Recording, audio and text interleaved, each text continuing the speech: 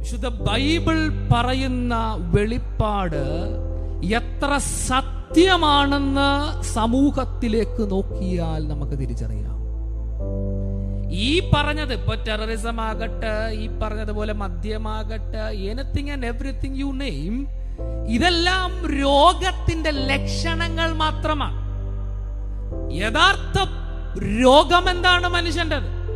യഥാർത്ഥ പ്രശ്നം ഇവിടെ നമ്മൾ കണ്ടതുപോലെ പാപമാണ്. സകല മനുഷ്യരും പാപിയാണ്. ദൈവത്തിന്റെ കോടതിക്ക് മുമ്പിൽ സകലരും പാപിയാണ്. അപ്പോസ്തലനായ പൗലോസ് എഴുതിയ വളരെ പ്രധാനപ്പെട്ട ഒരു ലേഖനമാണ് റോമാലേഖനം.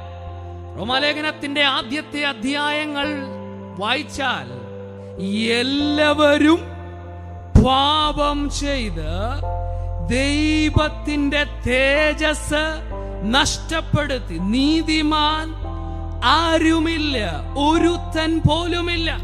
സാധാരണ ജനിച്ചു വീഴുന്ന ഈ മനുഷ്യ സമൂഹത്തിൽ ജീവിക്കുന്ന ഏതൊരു വ്യക്തിയുടെയും ഒരു സ്പിരിച്വൽ എക്സ്റേ, മനുഷ്യന്റെ ഒരു ആത്മീയ എക്സ്റേ എഴുതിയിട്ടുണ്ട്. അതിങ്ങനെയാണ്: അവരുടെ തൊണ്ട തുറന്ന ശവക്കുഴി, നാവുകൊണ്ടവർ ചതിക്കുന്നു, സർപ്പവിഷം അവരുടെ അധരങ്ങളുടെ കീഴെയുണ്ട്, അവരുടെ വായിൽ ശാപവും കയ്പും നിറഞ്ഞിരിക്കുന്നു, അവരുടെ കാൽ രക്തം ചൊരിയുവാൻ ബന്ധപ്പെടുന്നു, നാശവും അരിഷ്ടതയും അവരുടെ വഴികളിലുണ്ട്, സമാധാന മാർഗം അവർ അറിഞ്ഞിട്ടില്ല, അവരുടെ ദൃഷ്ടിയിൽ ദൈവ ഭയമില്ല. സത്യമല്ലയോ? എവിടാണ് സമാധാനം? മനുഷ്യന്റെ ജീവിതത്തിൽ എവിടെയാണ് സമാധാനം? വചനത്തിലേക്ക് വരിക. സമാധാന മാർഗം അറിഞ്ഞിട്ടില്ലെന്നേ.